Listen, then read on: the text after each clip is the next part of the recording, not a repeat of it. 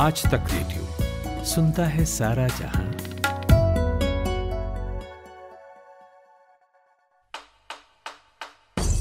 नायक और खलनायक, विद्वान और महारथी, कला के ऐसे सितारे जो अब भी आसमान में चमकते हैं, और ऐसी हस्तियां जो इतिहास में अमर है। उजले व्यक्तित्व के धनी भी और स्याह पहलुओं के लोग भी। ये वो लोग जो मशहूर हैं। ये है नामी गिरामी।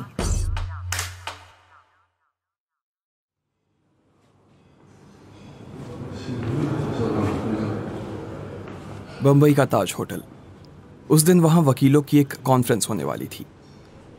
40 साल का एक शख्स अपने कुछ साथियों के साथ कमरे में बैठा था। तभी लॉबी में कुछ हलचल सुनाई देने लगी। रिसेप्शन के पास चल रहे टीवी के सामने छोटा सा हुजूम जुट गया। अचानक आसपास के रेडियो की आवाजें तेज हो गई। खबर बंबई से 1400 किलोमीटर दूर इलाहाबाद हाई कोर्ट से आ रही थी, जहां देश भर के रिपोर्टरों का मजमा लगा हुआ था। हर कोई उस वकील का बयान लेने को आतुर था जो अपने दोस्तों के साथ ताज होटल के कमरे में बाहरी दुनिया से बेखबर बैठा था। ताज होटल के रिसेप्शन पर घंटी बजने लगी। हेलो ताज होटल, आपके यहाँ वकीलों की कॉन्फ्रेंस होने वाली है ना? वो लोग जहाँ भी हैं मुझे उनसे तुरंत बात करनी है। It's urgent. रिसेप्शन पर बैठे शख्स ने कॉल को वकीलों से भरे उस रूम में ट्रांसफर कर दिया। एक वकील ने फोन उठाया और बोला, शांति सर, आपके लिए फोन है। हाँ, हेलो, कौन? हेलो शांति सर, बधाई हो, केस जीत गए हैं आप। इंदिरा गांधी को इलाहाबाद हाई कोर्ट ने दोषी ठहरा दिया है। अब 6 साल तक वो चुनाव नहीं लड़ सकती हैं।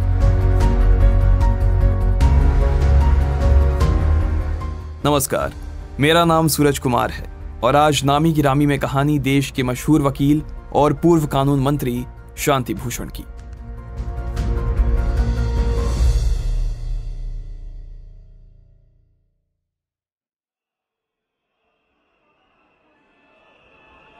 इलाहाबाद में उन दिनों भारत छोड़ो आंदोलन उरूज पर था। शहर के कई नेता अब तक जेल में थे और कई आंदोलन की कमान संभाले थे। ठीक इसी वक्त आजादी की लड़ाई से दूर उसी शहर में 18 साल का एक लड़का अपने पिता से जिद कर रहा था। वो पिता की ही तरह वकालत पढ़ना चाहता था। पिता बार बार समझाते, शांति, तुम बीएससी में अच्छा कर रहे हो तो फिर ये वकालत क्यों?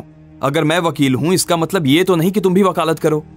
मगर पिता की बातों को नजरअंदाज कर रहे उस लड़के का एक ही जवाब होता, पापा, मुझे कोर्ट के अंदर जाना है, वहां दलीलें सुनना मुझे पसंद है, बस इसलिए मुझे वकालत करनी है। लड़के की हट देखकर वकील साहब उसे अपने दोस्त और देश के सबसे मशहूर वकीलों में से एक तेज बहादुर सप्रू के पास ले गए।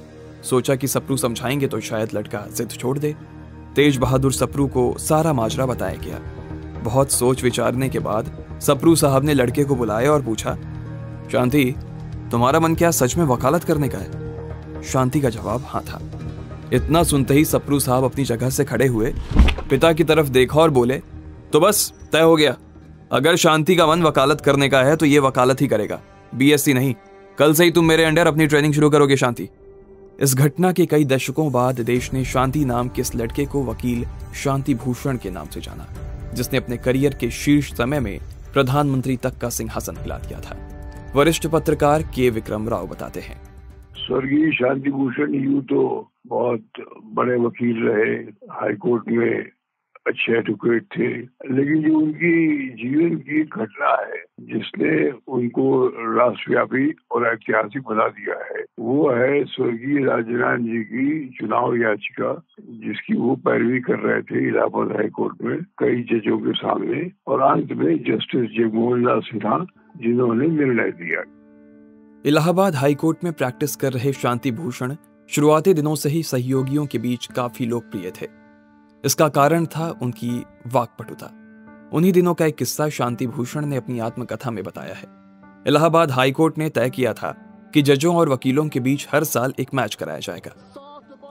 1953 के मैच में सतीश चंद्रा नाम के वकील विकेट कीपिंग कर रहे थे। गेंद लपकने की कोशिश में दस्तानों से गेंद फिसली और उनके जबड़े पर जा लगी। जबड़ा टूट गया। सब उन्हें लेकर अस्पताल भागे। मरहम पट्टी के बाद पता चला कि अगली रोज सतीश चंद्रा को तो एक केस की हियरिंग में जाना है। अब घायल सतीश तो हियरिंग में जाने से रहे। एक ही रास्ता था कि केस को टालने की अपील की जाए। एक वकील ने कहा, अरे सुनो, शांति भूषण के पास चलो, वो सतीश के केस के लिए कोर्ट से वक्त मांग लेगा। शांति तक ये बात पहुंची तो उनका सबसे पहला सवाल था, आखिर मैं ही क्यों? एक साथी का जवाब आया, क्योंकि तुम सतीश चंद्रा की तरफ से दलील बेहतर ढंग से रखोगे, बस इसलिए। शांति तैयार हो गए। अगले दिन शांति चीफ जस्टिस के सामने खड़े हुए और बोले, माय लॉर्ड, अनफॉर्चुनेटली कल एक दुखद घटना घटी। क्रिकेट खेलते वक्त वकील सतीश चंद्रा चोटिल हो गए, इसलिए ये मेरी आपसे प्रार्थना है कि इस केस को एक हफ्ते के लिए टाल दें। सामने बैठे जज उस मैच में मौजूद थे और कल की घटना से वाकिफ भी। बावजूद इसके जस्टिस मलिक ने कहा, ओह, तो क्या कल mister Satish Chandra wicket keeping कर रहे थे? हमें बहुत बुरा लगा ये सुनकर। हम उनके जल्द स्वस्थ होने की कामना करते हैं और इस केस को 2 हफ्ते के लिए एडजर्न करते हैं। हियरिंग के बाद जब ये घटना शांति ने अपने साथियों को बताई तो वो ठहाके मार मार कर हंसने लगे। इसी तरह की एक घटना है शांति भूषण से जुड़ी हुई, जो उन्होंने अपनी किताब कोर्टिंग डेस्टिनी में बताई है। हमारे साथी कुलदीप मिश्र वो किस्सा सुनाते हैं। तो ये किस्सा शांति भूषण ने अपनी ऑटोबायोग्राफी में ही लिखा है कि जब वो मिनिस्टर ऑफ अफेयर्स थे तो एक बुज़ुर्ग उनसे मिलने आए और उनकी पत्नी का इंतकाल हो गया था काफ़ी सालों पहले, जो बुज़ुर्ग साहब आए थे। तो उन्होंने शांति भूषण से कहा कि भाई, कि मैंने आपके बारे में सुना है कि आप अफेयर्स के मिनिस्टर हैं। तो शांति भूषण साहब को ये थोड़ा अजीब लगा सुन करके, तो उन्होंने कहा कि भाई आपको काम क्या है, आप ये बताइए।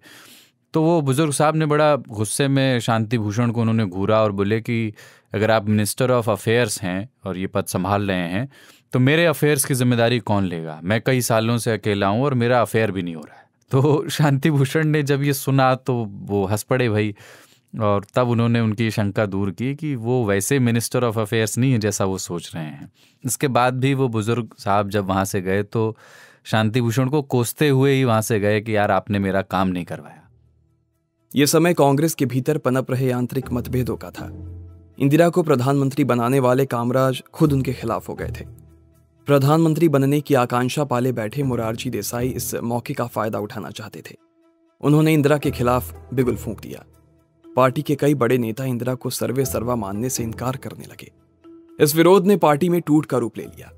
कांग्रेस 2 धड़े में बंट गई। एक थी कांग्रेस आई, जिसकी कमान इंदिरा के हाथों में थी। दूसरी थी मोरारजी देसाई की कांग्रेस ओ। इसी धड़े में एक नाम शांति भूषण का भी था।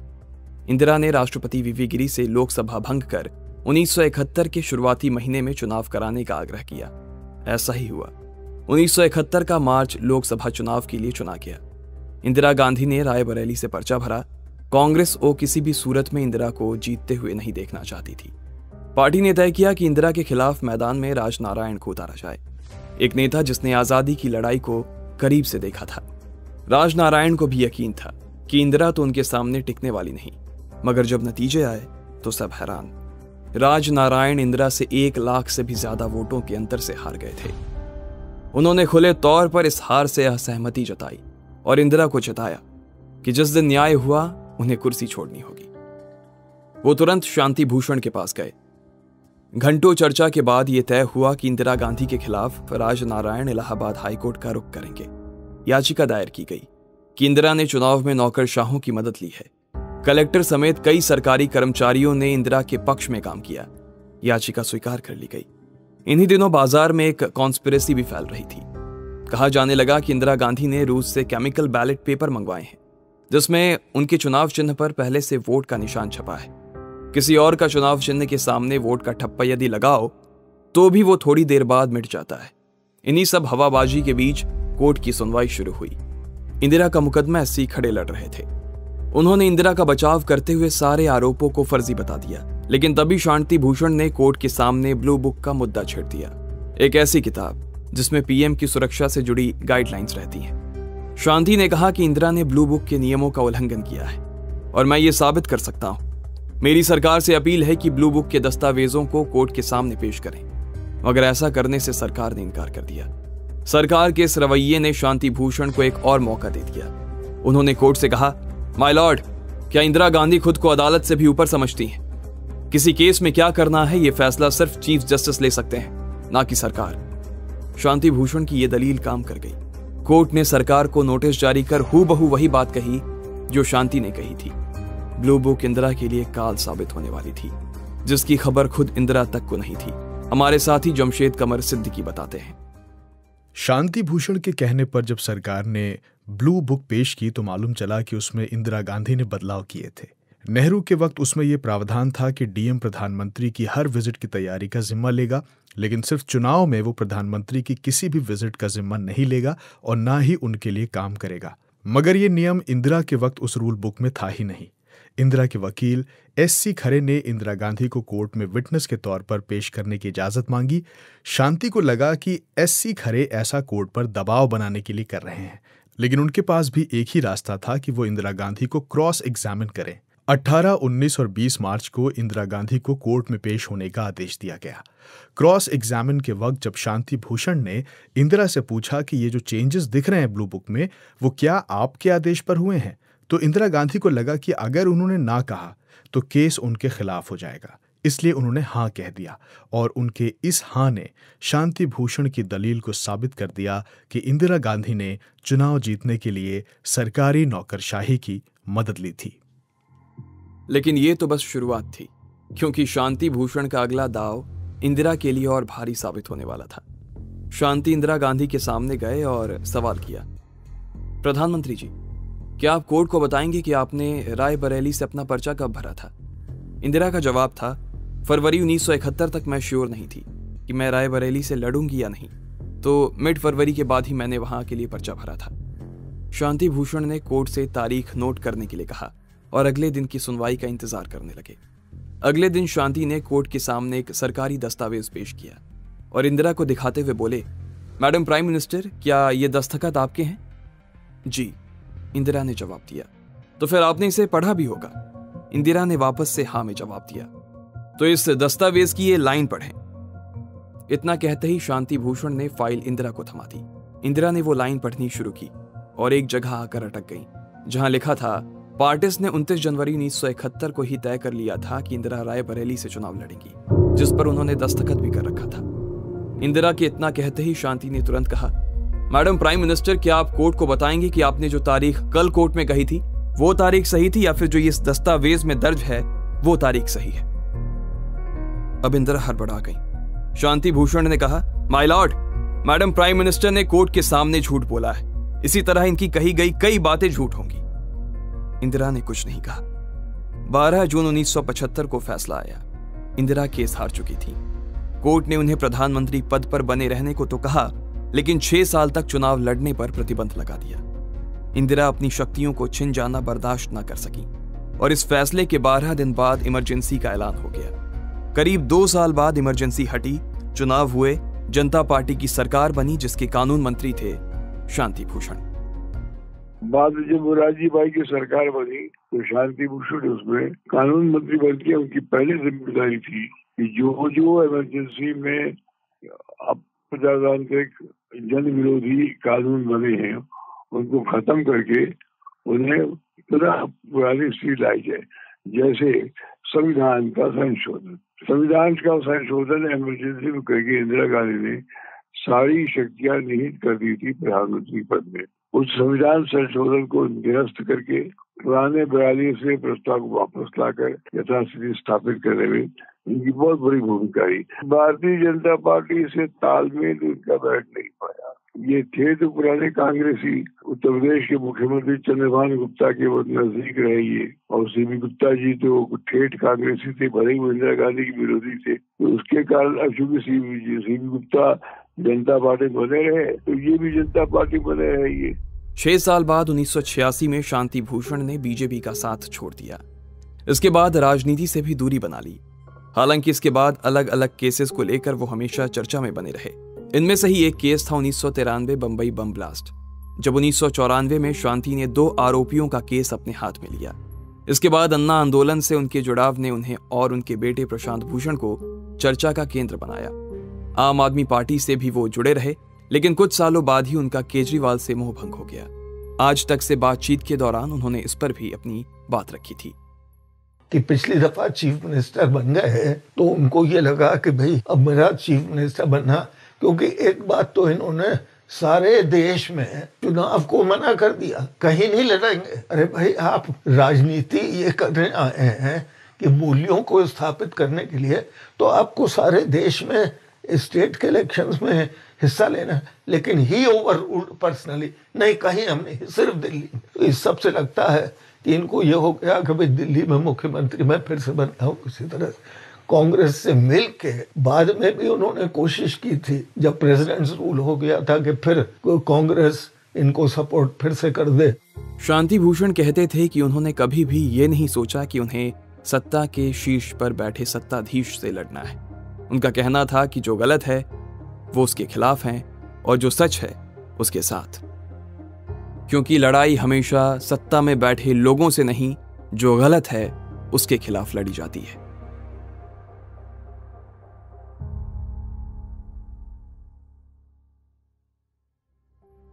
उम्मीद है आपको ये एपिसोड पसंद आया होगा। कोई सुझाव हो, शिकायत हो, जरूर बताइएगा। पता वही है radio@aajtak.com। इस एपिसोड के लिए साउंड मिक्सिंग की है नितिन रावत ने। मेरा नाम सूरज कुमार है। अब आपसे इजाजत चाहेंगे। शुक्रिया।